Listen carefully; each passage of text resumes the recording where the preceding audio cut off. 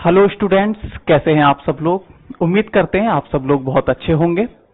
हमने अपनी last class में यूज ऑफ ईदर पढ़ा था। यूज ऑफ ईदर में हमने देखा था कि दो में से जब हम एक की बात करते हैं तब हम ईदर का यूज करते हैं।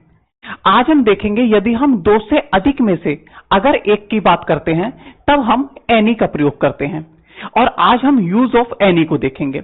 तो एनी का अर्थ आप समझ पाए होंगे।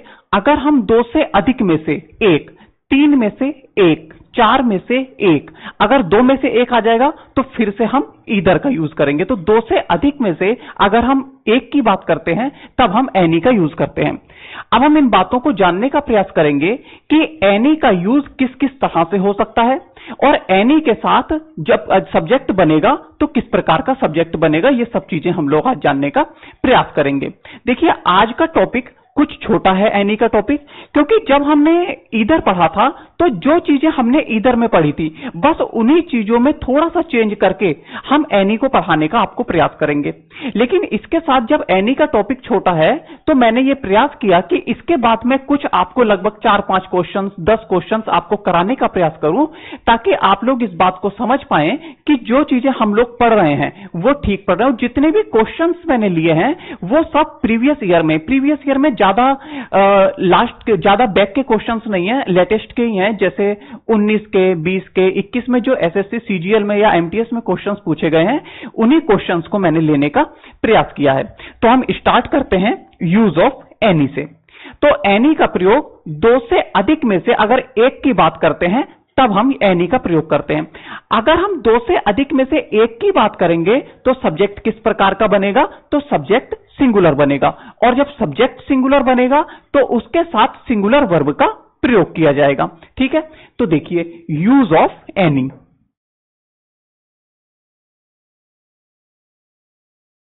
यूज ऑफ एनी, ठीक है। पॉइंट 1 है, एनी का प्रयोग दो से अधिक में से एक के अर्थ में दो से अधिक व्यक्तियों या वस्तुओं के लिए किया जाता है। यहां तक की बात तो आपको क्लियर हो गई होगी। आगे देखें, दो व्यक्तियों या वस्तुओं में से एक के अर्थ में ईदर का प्रयोग किया जाता है। यह मैंने आपको लास्ट क्लास में पढ़ाया था। अब देखते हैं हम example. Do you have any of those 3 books. देखिए, एनी ऑफ और एनी ऑफ के बाद जब हमने 3 बुक्स का प्रयोग किया, क्योंकि 3 बुक्स किससे, दो से अधिक हैं, और 3 बुक्स में से एक की बात अगर हम कर रहे हैं तो हमने एनी का यूज करा, तो ये एग्जाम्पल सही हो गया।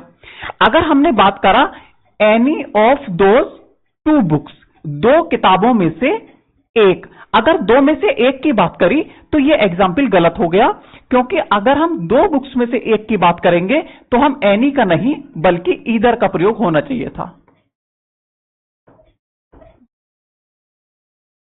राइट, इतनी बात आप समझ पाए होंगे।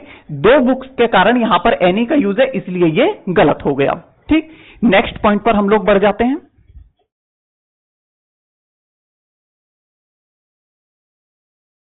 ठीक है, देखिए, एनी ऑफ के बाद प्लूरल नाउन या प्लूरल प्रोनाउन का प्रयोग किया जाता है। देखिए, आप इस बात को समझने का प्रयास कीजिए।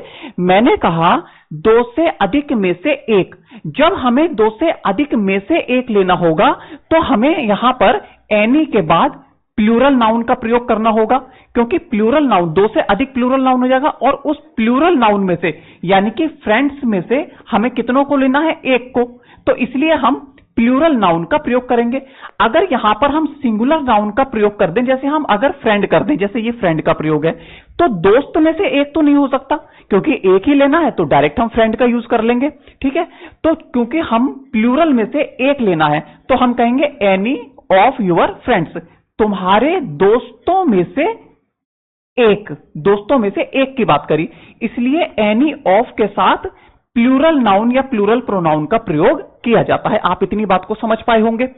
ठीक है, अगर हम कहें एनी ऑफ योर फ्रेंड, इसका अर्थ हो गया तुम्हारे एक दोस्त में से एक। एक में से एक छांटने की क्या जरूरत है, दोस्तों में से एक छांटेंगे हम, एक में से एक नहीं छांटेंगे, इसलिए यह एग्जाम्पल गलत हो जाएगा। एनी ऑफ के बाद हमेशा प्लूरल नाउन या प्लूरल प्रोनाउन का हम प्रयोग करते हैं। सिंगुलर होने के कारण ये एग्जाम्पल गलत है। और एनी ऑफ के बाद जब हमने प्लूरल नाउन का यूज कर दिया तो ये एग्जाम्पल सही हो गया।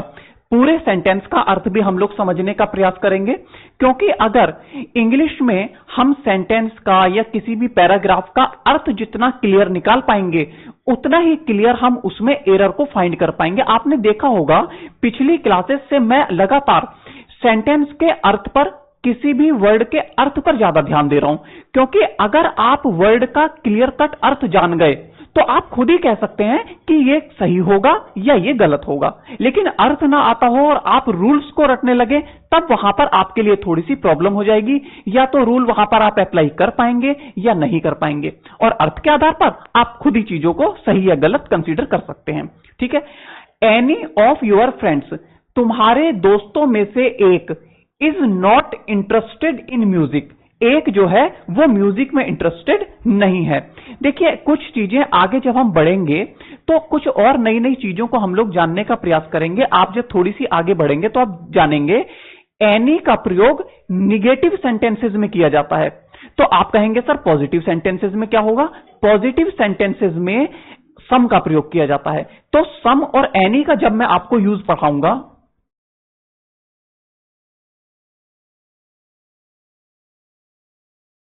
ठीक है, जब मैं सम और एनी का यूज पढ़ाऊंगा, जब इन दोनों को कंपेयर करके मैं आपको पढ़ाऊंगा, तब इन चीजों को हम लोग जानने का प्रयास करेंगे। क्योंकि एनी का प्रयोग कई बार पॉजिटिव सेंटेंसेस में करके एरर पूछ लिया जाता है, लेकिन पॉजिटिव सेंटेंसेस में सम का प्रयोग किया जाता है, यही वहां पर एरर हो जाता है। और ये छोटी छोटी चीजें बीच में इसलिए मैं आपको बताता रहता हूं क्योंकि आजकल सीजीएल का एग्जाम आज से शुरू हो गया है, वो लगभग 26 तारीख तक सीजीएल के एग्जाम चलेंगे। अगर मान लीजिए आप ये वीडियो देख रहे हैं और इतनी सी बात आपको याद रह गई कि एनी का प्रयोग निगेटिव सेंटेंसेस में किया जाता है, पॉजिटिव सेंटेंसेस में नहीं किया जाता है, या पॉजिटिव अफर्मेटिव क्लाउज में इसका प्रयोग नहीं किया जाता है एनी का, हो सकता है वहां पर कोई आपको एक एरर मिल जाए या कोई सेंटेंस इंप्रूवमेंट मिल जाए और इतनी सी बात से आपका सवाल सही हो जाए, ऐसा संभव है। इसलिए मैं छोटी छोटी बातें आपको बीच में बताता रहता हूं। ठीक है। एनी ऑफ देम, यहीं पर आप एक और बात को समझने का प्रयास कीजिए। एनी ऑफ देम का अर्थ है उनमें से एक। अगर उनमें से एक की बात करी तो प्लूरल था, प्लूरल में से हमने एक की बात करी। क्या हम एनी ऑफ हिज कह सकते हैं? भाई एनी ऑफ हिज अगर मैं कह दूंगा,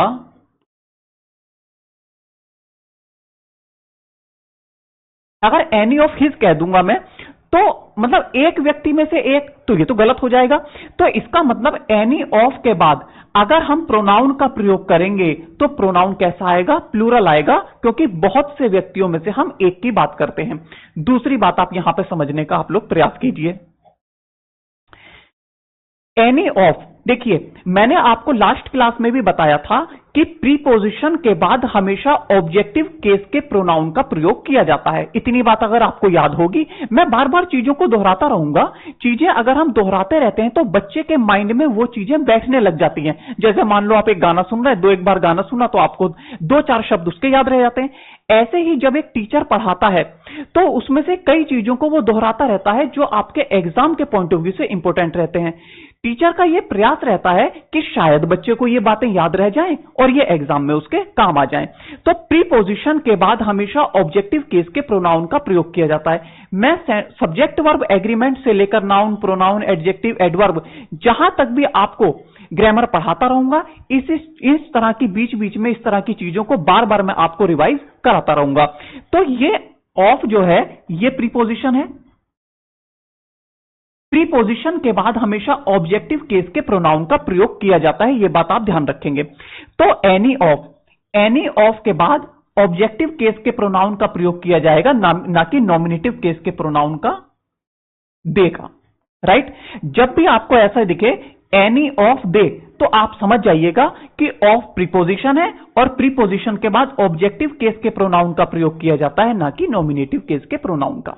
राइट। इतनी बात को आप समझ पाए होंगे। तो बहुत सी बातें मैंने आपको बताई एनी और सम। एनी ऑफ के बाद प्लूरल नाउन या प्रोनाउन का प्रयोग किया जाता है। अगर प्रोनाउन का यूज किया जाएगा तो वहां पर ऑब्जेक्टिव केस के प्रोनाउन का प्रयोग किया जाएगा। और क्यों किया जाएगा? क्योंकि प्रीपोजिशन के बाद ऑब्जेक्टिव केस के प्रोनाउन का यूज किया जाता है। ठीक है, हम आगे बढ़ जाते हैं। देखिए, एनी ऑफ के बाद यदि प्लूरल प्रोनाउन का प्रयोग किया जाता है तो प्रोनाउन का प्रयोग ऑब्जेक्टिव केस में किया जाता है, ना कि नॉमिनेटिव केस में। ठीक है, एनी ऑफ देम, उनमें से एक, does not want to play. अब आप यहां पर एक और एडिशनल चीज को जानने का प्रयास कीजिए। यह तो मैंने आपको बता ही दिया है कि एनी ऑफ के बाद ऑब्जेक्टिव केस के प्रोनाउन का प्रयोग किया जाता है, ये तो मैंने आपको बता ही दिया है। ठीक है, अब इसमें जो एक और चीज मुझे बताने वाली लग रही है वो ये है do, does, did.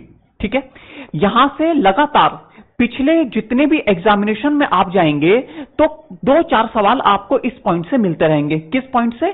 Do, does, did के बाद अगर हम मेन वर्ब का प्रयोग अगर करते हैं तो मेन वर्ब की हमेशा फर्स्ट फॉर्म का प्रयोग किया जाता है, ना कि किसी भी सिंगुलर फॉर्म, सेकंड फॉर्म, ना कि थर्ड फॉर्म का। तो जब भी डू, डज, डिड आपको दिख जाए और उसके बाद मेन वर्ब आपको अगर दिख जाए, ऐसा कह देंगे कि अगर डू, डज, डिड का प्रयोग ऑक्सिलरी वर्ब के रूप में हो तो इसके बाद हमेशा वर्ब की फर्स्ट फॉर्म का प्रयोग किया जाता है। जैसे देखिए, ये डजंट है, ये ऑक्सिलरी वर्ब है। ये सेंटेंस कैसा है? प्रेजेंट इंडेफिनिट टेंस का सेंटेंस है। और ये कैसा सेंटेंस है? निगेटिव। निगेटिव बनाने के लिए हमने ऑक्सिलरी वर्ब क्या ली? डज। और डज ऑक्सिलरी वर्ब है, इसके बाद मेन वर्ब क्या है? वांट। और वांट अगर मेन वर्ब है तो ये वर्ब की फर्स्ट फॉर्म का प्रयोग किया गया है। राइट, अगर हम यहां पर कर देते वांटेड, ठीक है, तो ये गलत हो जाता।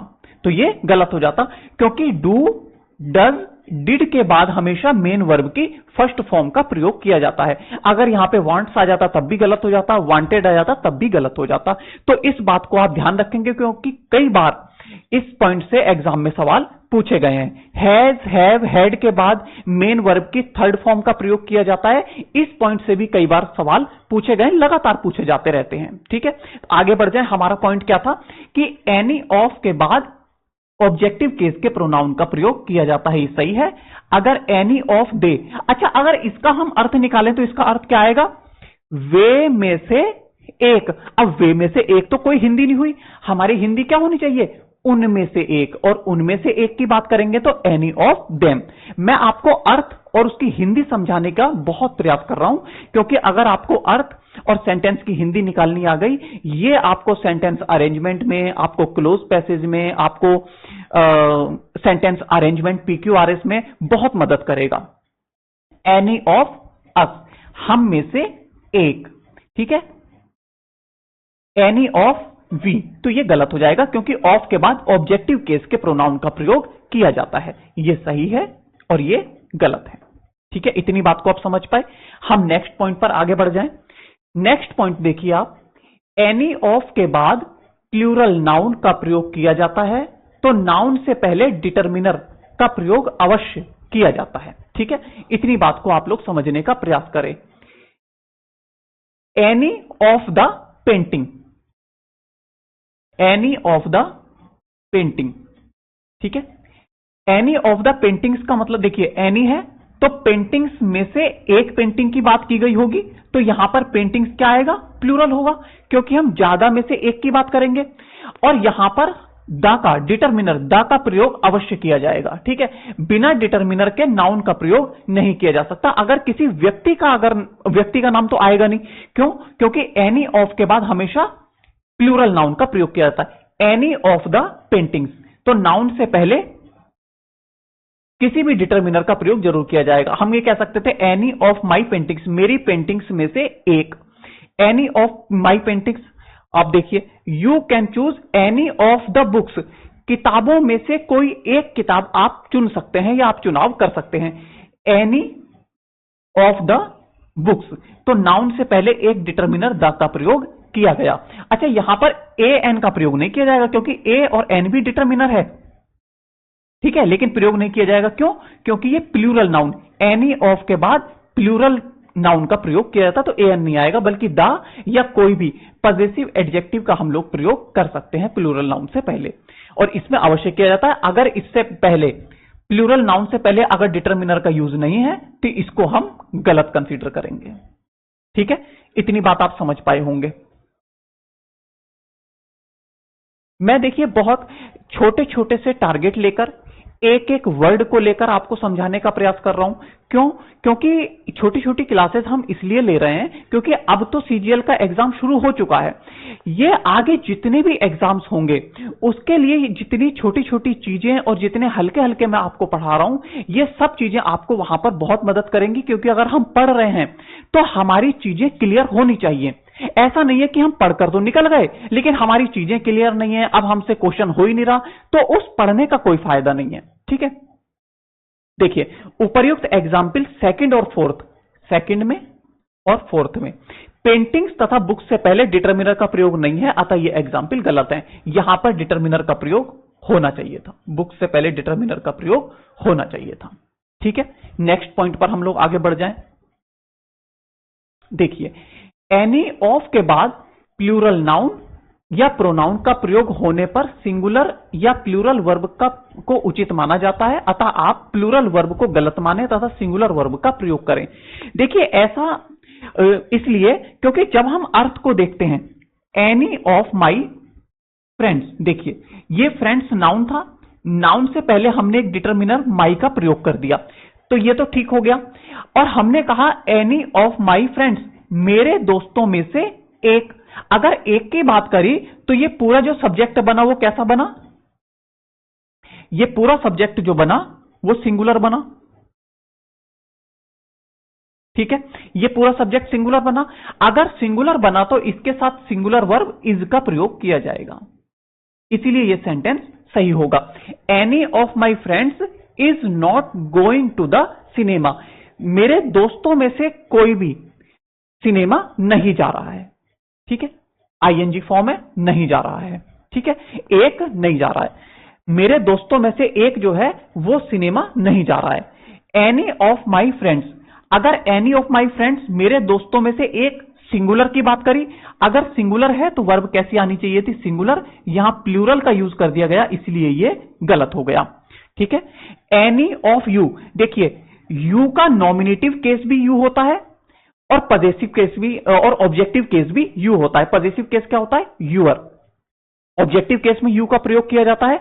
एनी ऑफ यू, तुम में से एक, अगर एक की बात करी तो हैज का प्रयोग करेंगे, has to do this work, यह कार्य करना है। एनी ऑफ यू, तुम में से एक को have to do this work, नहीं, एक के साथ हैज का प्रयोग किया जाएगा ना कि हैव का। ठीक है, तो एनी ऑफ के बाद प्लूरल नाउन होगा। सब्जेक्ट कैसा बनाता है? तो सब्जेक्ट सिंगुलर बनाता है, इसीलिए इसके साथ सिंगुलर वर्ब का प्रयोग किया जाएगा। इतनी बात को आप समझ पाए? आगे बढ़ जाएं। देखिए अब तक हमने देखा था use of any. Use of any को बड़ी धीरे धीरे हमने पढ़ने का प्रयास किया। मेरा मानना यह है कि जैसे अब आपने एनी को पढ़ लिया, अगर एनी से रिलेटेड कोई भी एरर, कोई भी सेंटेंस इंप्रूवमेंट, कोई भी फिल इन द ब्लैंक्स अगर आपसे पूछ लिया जाए, अब वो सेंटेंस में गलत नहीं होना चाहिए, वो सेंटेंस सही होना चाहिए, तब आपके पढ़ने की सार्थकता है। लेकिन पढ़ने के बाद भी क्वेश्चंस का सही ना होना, ये फिर आपके पढ़ने का जो भी आपने 1 घंटे 2 घंटे पढ़ा उसका कोई महत्व नहीं रह जाता है। आप चीजों को धीरे पढ़ें, लेकिन ऐसे पढ़ें कि आंसर, अब क्वेश्चन आ जाएगा, अब हम गलत होने नहीं देंगे। ठीक है, अब हम पढ़ेंगे एनीवन और एनीबडी। आप सोचें कि एनीवन और एनीबडी में क्या अंतर होता है?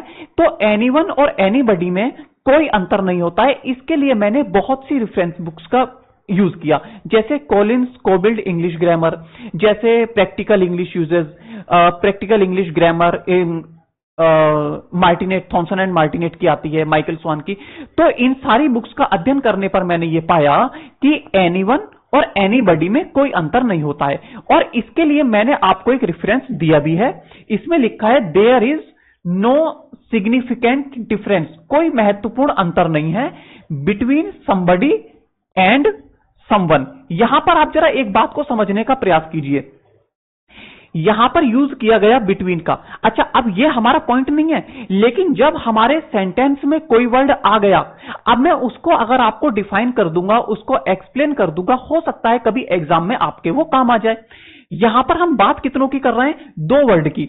एक वर्ड है एनीवन और एक वर्ड है एनीबडी। हम कितनों की बात कर रहे हैं? 2 वर्ड्स की। अगर 2 व्यक्तियों या वस्तुओं में अगर हम अंतर करने का प्रयास करते हैं तो हम लोग बिटवीन का प्रयोग करते हैं। तो हमने दो की बात कर रहे थे, there is no significant difference between somebody पहला और someone दूसरा। अगर दो में हम अंतर की बात करते हैं तो हम बिटवीन का प्रयोग करते हैं। अगर अब आप कहेंगे कि सर अगर दो से अधिक की बात करें, दो से अधिक की बात करेंगे तो हम एमंग का प्रयोग करते हैं। ठीक है, बिटवीन, और बिटवीन एक कंजंक्शन भी है, बिटवीन के साथ हमेशा एंड का प्रयोग किया जाता है। तो दो बातें आपने जानी, अगर दो व्यक्ति और वस्तुओं की बात हो तो हम बिटवीन का प्रयोग करेंगे, और बिटवीन के साथ जब दो कोई भी नाउन अगर जुड़े हो, जैसे ये somebody और someone जुड़ा है बिटवीन से, तो बिटवीन के बाद एंड का प्रयोग किया जाता है। कई बार सेंटेंस में एरर पूछ लिया गया है बिटवीन के बाद और का प्रयोग करके। अगर बिटवीन के बाद आपको और दिख जाए, नॉर दिख जाए, तो वही सेंटेंस में एरर होगा। क्यों? क्योंकि बिटवीन के बाद एंड का प्रयोग किया जाता है, ना कि और का। ये गलत होगा और ये एंड सही होगा। इतनी बात आप समझ पाए होंगे। एनीबडी एंड एनीवन, देखो दो हैं, anybody and anyone, everybody and everyone, इनमें कोई अंतर नहीं होता है। Nobody, no one. यहां पर एक बात को आप और समझने का प्रयास कीजिए। देखिए, हमने एनीबडी में स्पेस नहीं लिया, नो एनीवन में स्पेस नहीं लिया, लेकिन अगर हम नो वन लिखते हैं तो नो वन में हम लोग स्पेस का प्रयोग करते हैं, नो वन। ठीक है, the one form are more common in writing, मतलब हम जब समवन, एनीवन, नो वन लिखते हैं, इसको ज्यादा कॉमन माना जाता है, लेकिन ये कोई आपके एग्जाम के पॉइंट ऑफ व्यू से ज्यादा इंपॉर्टेंट बात नहीं है, लेकिन ये मैंने आपको दिखाने का प्रयास किया है। Practical English usage by Michael Swan, 4th edition, point number क्या है? 180.1, वहां से ये लिया गया है। आप इतनी बात को समझे कि somebody और someone में, anybody anyone में, everybody everyone में, और nobody और no one में कोई डिफरेंस नहीं होता है इनके यूज में। चाहे आप anyone का यूज करें, चाहे आप anybody का यूज करें, इनमें कोई डिफरेंस नहीं होता है। इतनी बातों को आपने जानने का प्रयास किया, और आपने थोड़ा सा बिटवीन के बारे में जानने का प्रयास किया। बिटवीन का प्रयोग दो व्यक्ति वस्तुओं के लिए होता है, और बिटवीन के साथ एंड का प्रयोग किया जाता है कंजंक्शन के रूप में। आगे बढ़ जाते हैं। देखिए, एनीवन के बाद सिंगुलर वर्ब का प्रयोग किया, बहुत साधारण बात है। एनीवन, कोई एक, ठीक है। एनीबडी, कोई भी एक व्यक्ति। Hardly, anyone was paying attention to him, जैसे मान लीजिए कोई किसी व्यक्ति को कोई व्यक्ति हमारे सामने कोई बात बोल रहा है, चाहे एक टीचर को ले ले, एक टीचर तो कह रहे हैं कि हार्डली, मुश्किल से, anyone was paying attention to him, मतलब उसको कोई मुश्किल से एक आधी व्यक्ति है जो उसको ध्यान से सुन रहा है। तो एनीवन वाज, एनीवन के पास, एनीवन जो है वो सिंगुलर है, और सिंगुलर के साथ सिंगुलर वर्ब का प्रयोग किया जाएगा, पेइंग अटेंशन टू हिम। ठीक है। हार्डली एनीवन वर, एनीवन का अर्थ है एक, और एक के साथ सिंगुलर वर्ब का प्रयोग किया जाएगा, ना कि प्लूरल वर्ब का। प्लूरल वर्ब होने के कारण ये एग्जाम्पल गलत है। ठीक है, एनीवन के साथ हमेशा सिंगुलर वर्ब का प्रयोग किया, क्योंकि एक, कोई एक। देखिए, एनी वन के बाद ऑफ का प्रयोग नहीं किया जाता। जैसे अभी हमने कुछ पॉइंट्स में जब हम एनी का यूज पढ़ रहे थे, तब हमने ये देखा था any of them, any of my friends, लेकिन जब हम एनी बडी कर दें या एनी वन कर दें तो any one of my friends नहीं कह सकते। ये अब ग्रामेटिकल रूल है, इस बात को आप लोग ध्यान रखेंगे। Any one of these, any one of these हो गया, एनी वन के बाद ऑफ का प्रयोग नहीं किया जाता है, तो इसलिए ये गलत हो गया। प्यूपिल, देखिए ऑफ था, प्यूपिल नाउन से पहले हमने एक डिटरमिनर का प्रयोग किया था, ये ठीक था, लेकिन एनीवन के बाद ऑफ का यूज नहीं होता है, इसलिए ये गलत है। ठीक है। देखिए, डू एनी ऑफ दीज प्यूपिल, देखिए नाउन से पहले, ये प्लूरल नाउन है प्यूपिल, लोग, प्लूरल नाउन से पहले दीज का प्रयोग किया गया डिटरमिनर का, और इनमें से एक की बात की गई, ये सिंगुलर बना। अब यहां पर डू का प्रयोग है। अब आप सोचें कि यहां पर सिंगुलर वर्ब हैज आना चाहिए था, नहीं। क्यों? क्योंकि यहां पर आप एक बात को ध्यान दीजिए कि यहां पर डू का प्रयोग है। ये कैसा सेंटेंस है? क्वेश्चन वाला इंटेरोगेटिव सेंटेंस है, और यहां पर डू का यूज है। मैंने अभी आपको बताया था डू, डज, डिड के बाद हमेशा वर्ब की फर्स्ट फॉर्म का प्रयोग किया जाता है। ठीक है, तो यहां पर डू है, इसलिए डू के बाद हमेशा वर्ब की फर्स्ट फॉर्म। ये इसकी फर्स्ट फॉर्म या बेस फॉर्म है और ये हैज जो है इसकी सिंगुलर फॉर्म है। Do any of these people have jobs, क्या इनमें से किसी एक व्यक्ति के पास नौकरी है? तो यहां पर हैव सिंगुलर फॉर्म और इसमें बेस फॉर्म का प्रयोग किया गया, वर्ब की फर्स्ट फॉर्म का प्रयोग किया गया। ठीक है, तो यहां पर मेन पॉइंट क्या था हमारा कि एनी वन के बाद ऑफ का प्रयोग नहीं किया जाता है। ठीक है, आगे बढ़ जाएं। देखिए, अब देखिए, अब जितना ईदर, एनी, एनीवन, एनीबडी, जितने भी पॉइंट्स मैंने आपको पढ़ा दिए हैं, इतने से ही एग्जाम्स में क्वेश्चन पूछे जा सकते हैं और पूछे गए हैं। इससे ज्यादा कोई खासा एग्जाम में नहीं पूछा जाएगा। मैंने बहुत अधिक आपको पढ़ाने का प्रयास किया है। आज की मैंने आपको बताया था कि बेसिक्स जो है हमारा कम था, इसलिए मैंने कुछ क्वेश्चंस ले लिया। अब हम कुछ क्वेश्चंस को करने का प्रयास करेंगे। देखिए, अब ये जो एग्जाम्पल हैं, जितने भी एग्जाम्पल्स हैं, ये सब प्रीवियस ईयर में पूछे गए। मैंने हालांकि प्रीवियस ईयर की कोई डेट नहीं ली है।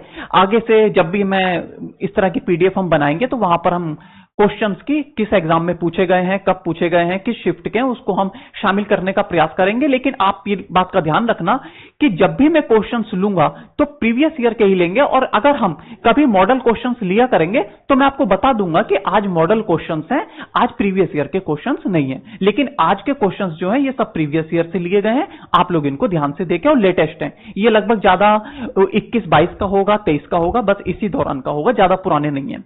देखिए, Why is it ऐसा क्यों है? That कि they can develop only a certain aspect of their life. They can develop, वे विकसित कर सकते हैं only a certain, एक निश्चित आशय of their life। अब यहां पर जरा आप समझने का प्रयास कीजिए। their life का मतलब है पजेसिव एडजेक्टिव के बाद लाइफ का यूज होना। क्या ये देयर पजेसिव एडजेक्टिव है? नहीं, दे का जो पजेसिव एडजेक्टिव होता है वो देयर होता है। दे का पजेसिव एडजेक्टिव देयर होता है। इस देयर का मतलब तो वहां होता है। हमारे सेंटेंस का अर्थ क्या आ रहा है? They can develop only a certain aspect of their life. वो अपने जीवन का एक निश्चित आशय विकसित कर सकते हैं। ठीक है, तो यहां पर हम देयर का नहीं बल्कि ये देयर, कौन सा देयर? दे का ऑब्जेक्टिव केस देयर का प्रयोग करेंगे, ना कि देयर मींस वहां का। ठीक, एंड नॉट रियलाइज, और ना ही महसूस कर सकते हैं देयर फुल पोटेंशियल, अपने फुल सामर्थ्य को, अपनी फुल क्षमता को। ठीक है, तो यहां पर एरर कहां पर हुआ? देयर में। ये देयर की जगह ऑब्जेक्टिव केस के प्रोनाउन दे का ऑब्जेक्टिव केस देयर का यूज किया जाएगा। इतनी बात को आप समझ पाए होंगे। मैंने कुछ बातें पजेसिव एडजेक्टिव का यूज कैसे किया, कैसे करना है, सब्जेक्ट वर्ब एग्रीमेंट में पजेसिव एडजेक्टिव का यूज कैसे किया जाता है, इसी से मैंने शुरुआत की थी। उसी पर आधारित ये प्रश्न है। ठीक है, दे के साथ देयर का यूज होगा। आगे बढ़ जाए नेक्स्ट क्वेश्चन पे। नेक्स्ट क्वेश्चन है ही कमांडेड मी, किसी पर कमांड करना। किसी पर कमांड करना मतलब किसी को आदेश देना, किसी पर नियंत्रण स्थापित करना। ठीक है, ही कमांडेड मी, वो मुझ पर नियंत्रित स्थापित करता है या मुझे आदेश देता है। एज इफ, मानो ही वाज माई हस्बैंड, इसका अर्थ हुआ जैसे वो मेरा पति था। नहीं, उसका सेंटेंस का कहने का अर्थ है कि वो मुझे ऐसे आदेश देता है जैसे वो मेरा पति हो। अब इसका मतलब क्या है? सेंटेंस जो है वो सपोजिशनल सेंटेंस है। इसमें कल्पना की गई है कि वो ऐसे आदेश देता है मुझे, ऐसे मुझ पर नियंत्रण करता है जैसे मानो वो मेरा पति हो। यह भी प्रीवियस ईयर में पूछा गया सेंटेंस है। आप एक बात को समझने का प्रयास कीजिए। अगर सपोजिशनल सेंटेंस हो, सपोजिशनल सेंटेंस में चाहे सब्जेक्ट कुछ भी हो, वर्ब का प्रयोग हमेशा वर का ही प्रयोग किया जाता है। वर्ब कौन सी आएगी? वर का। यहां पर सब्जेक्ट में मतलब सेंटेंस में प्लूरल या सिंगुलर होने से मतलब नहीं है। मतलब इस बात से है कि सेंटेंस सपोजिशनल है और सपोजिशनल सेंटेंस में हमेशा वर का प्रयोग होता है। अगर यहां पर यह कर दिया जाता ही इज माई हस्बैंड, तब भी यह गलत हो जाता। क्यों? क्योंकि हमारे सेंटेंस का अर्थ है मानो वह मेरा पति हो, इसके लिए मानो ही वर माई हस्बैंड। ठीक है, ही वर माई हस्बैंड। यहां पर वॉज की जगह वर का प्रयोग किया जाएगा। अब सेंटेंस का सब्जेक्ट आप सोचे ही है, सब्जेक्ट से यहां कोई मतलब नहीं है, सब्जेक्ट के सिंगुलर प्लूरल से मतलब नहीं है। सब्जेक्ट यहां पर सिंगुलर आ जाए, सब्जेक्ट यहां पर प्लूरल आ जाए, सब्जेक्ट यहां पर कोई किसी व्यक्ति का नाम आ जाए, तब भी हमेशा वर्ब क्या आएगी, वर का प्रयोग किया जाएगा, क्योंकि सपोजिशनल सेंटेंस की ये निश्चित वर्ब है वर, मानो वह मेरा पति हो। ठीक है, आगे बढ़ जाते हैं। इस वाले सपोजिशनल सेंटेंस से वर का प्रयोग किया जाएगा। बहुत से कई बार क्वेश्चंस, कई बार कॉमन एरर्स, कई बार सेंटेंस इंप्रूवमेंट पूछ लिए गए, इस बात को आप बहुत ध्यान रखिएगा। रोशनी ऑलवेज, अब रोशनी क्या है, ये थर्ड पर्सन का नाउन है, और थर्ड पर्सन का नाउन रोशनी एक व्यक्ति का नाम है, एक लड़की का नाम है, ये सिंगुलर है। ये क्या है, सिंगुलर है।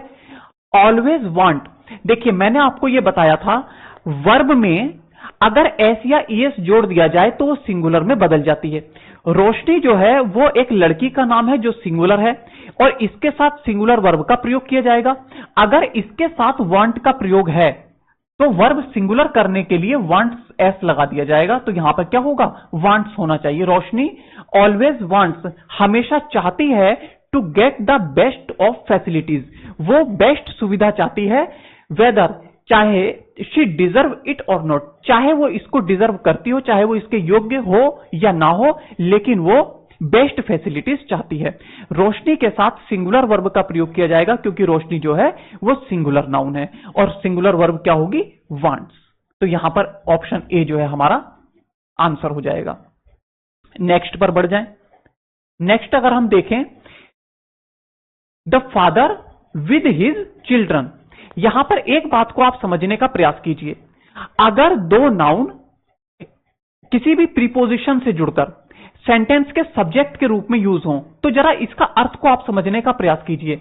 The father with his children, main बात क्या है, पिता अपने बच्चों के साथ, लेकिन मेन क्या है, मेन है पिता, मेन क्या है, पिता अपने बच्चों के साथ, पिता expected to attend the function, कि किसकी उम्मीद है, फंक्शन को अटेंड करने की उम्मीद है, किसकी, पिता की, पिता की उम्मीद है कि वह फंक्शन को अटेंड करेगा, लेकिन बात किसकी है, बात केवल पिता की है। तो यह सब्जेक्ट हमारा सिंगुलर बना। यहां पर एक बात दूसरी तरीके से आप इस बात को समझने का प्रयास कीजिए। अगर दो नाउन किसी प्रीपोजिशन से जुड़े हों, यहां पर विद जो है यह प्रीपोजिशन है, अगर प्रीपोजिशन से जुड़े हों तो प्रीपोजिशन से पहले यूज होने वाले, प्रीपोजिशन से पहले यूज होने वाले नाउन के नंबर के आधार पर, प्रीपोजिशन से पहले फादर का प्रयोग है, यह सिंगुलर है। मान लीजिए इसकी जगह प्लूरल होता, तो प्रीपोजिशन से पहले जो नाउन का यूज है, अगर वो प्लूरल होता उसके अनुसार हम वर्ब का प्रयोग करते। अगर ये सिंगुलर है तब हम सिंगुलर का, साधारण तौर पर मेरा कहने का मतलब यह है, प्रीपोजिशन से पहले जो नाउन यूज है इसके नंबर के आधार पर, इसके सिंगुलर या प्लूरल होने के आधार पर हम वर्ब का यूज करते हैं। क्यों यूज करते हैं, क्योंकि अर्थ हमारा क्या होता है कि the father with his children, अपने बच्चों के साथ पिता, मेन क्या होता है यहां पर, पिता। ठीक है, तो यहां पर यह सिंगुलर है, और इसके साथ वर्ब कैसी आनी चाहिए थी, सिंगुलर आनी चाहिए थी। यहां पर प्लूरल वर्ब का यूज है, इसीलिए यह गलत है। यहां पर क्या होना चाहिए था, was. The father with his children was expected to attend the party, उसके पिता के अपने बच्चों के साथ फंक्शन को अटेंड करने की उम्मीद थी। तो यहां पर वॉज का प्रयोग किया जाएगा, आंसर हमारा हो जाएगा डी। समझ पाए होंगे आप इतनी बात को। ये जो यूज ऑफ प्रीपोजिशन है, ये भी मैं आपको आगे सब्जेक्ट वर्ब एग्रीमेंट पढ़ाएंगे, तो ये फिर से आपको पढ़ाने का प्रयास करेंगे, बहुत से एग्जाम्पल्स को हम लोग देखेंगे। लेकिन आप लोग इतनी बात का ध्यान रखिएगा, प्रीपोजिशन से पहले जो नाउन होता है उसी के नंबर, उसी के सिंगुलर या प्लूरल के आधार पर हम वर्ब का यूज करते हैं। देखिए, वन ऑफ द फैक्टर्स, देखिए जब हम वन ऑफ का प्रयोग करते हैं तो इसका अर्थ होता है, वन ऑफ द फैक्टर्स का मतलब है फैक्टर्स में से एक, फैक्टर्स में से एक। जब हम फैक्टर्स में से एक की बात करेंगे तो वन ऑफ के बाद प्लूरल नाउन या प्लूरल प्रोनाउन का यूज होना चाहिए। यहां पर हमने फैक्टर में से एक नहीं होगा, यहां पे क्या होगा, फैक्टर्स में से एक, one of the factors, factors में से एक की बात करेंगे तो सब्जेक्ट कैसा बनेगा? सिंगुलर बनेगा। आपके माइंड में अगर ये सवाल आ रहा हो, जब मैंने ऑफलाइन क्लास ली थी तब एक बच्चे ने इस पर प्रश्न पूछ लिया था मुझसे, बोले सर यहां पर 1 है, क्या यहां पर 2, 3, 4, 5 भी ले सकते हैं? मैंने कहा बिल्कुल ले सकते हैं भाई। तो बोले सर उसका फिर क्या अर्थ होगा? अगर हम 1 की जगह अगर ये कह दें 3 ऑफ द फैक्टर्स, फैक्टर्स में से 3, तो सब्जेक्ट कैसा हो जाएगा? सब्जेक्ट प्लूरल हो जाएगा।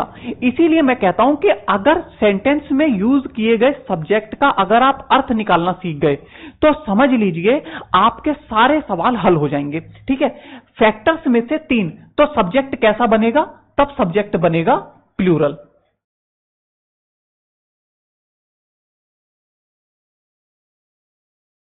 ठीक है, अगर हमने कहा 1 ऑफ द फैक्टर्स, फैक्टर्स में से एक, तब हमारा सब्जेक्ट कैसा बना?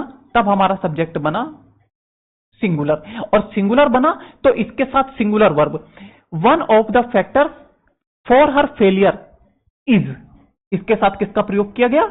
इज का। अगर हमारा सब्जेक्ट होता 3 ऑफ द फैक्टर्स, तो हमारा सब्जेक्ट होता प्लूरल, तो हम किसका प्रयोग करते? आर का। ठीक है, इतनी बात आप समझ पाए होंगे। तो यहां पर इस क्वेश्चन में हमारा एरर क्या है कि 1 ऑफ के बाद प्लूरल नाउन या प्लूरल प्रोनाउन का प्रयोग किया जाता है, इसीलिए यहां पे 1 ऑफ द फैक्टर्स होगा, यह हमारा सही होगा। अब आप देख लीजिए किस ऑप्शन में है 1 ऑफ द फैक्टर्स, तो यह हो गया फर्स्ट में। ईच 1 ऑफ अ फैक्टर नहीं, 1 ऑफ के बाद प्लूरल होता है, ए तो आ ही नहीं सकता, द फैक्टर्स होगा, तो यहां पे द। ठीक है, इतनी बात आप समझ पाए होंगे, ये ए हमारा आंसर हो गया। देखिए नेक्स्ट क्लास में हम देखेंगे यूज ऑफ नीदर। ईदर में हमने देखा था 2 में से 1, और नीदर में हम देखेंगे 2 में से 1 भी नहीं। नीदर का अर्थ क्या होगा? 2 में से 1 भी नहीं। आपके माइंड में प्रश्न आ रहा होगा सर 2 से अधिक में से 1 भी नहीं का यूज करेंगे तब क्या करेंगे? तब हम कहेंगे नन, NONE, नन का प्रयोग करते हैं हम जब हम कहते हैं 2 में से 1 भी नहीं। तो आज के लिए इतना ही, नेक्स्ट क्लास में फिर मिलते हैं। आप बताते रहिए क्लास कैसे लगी, कोई भी आप इंप्रूवमेंट चाहते हैं तो बताते रहिए, चैनल को सब्सक्राइब करते रहिए, चैनल को शेयर भी करते रहिए। ठीक है, धन्यवाद।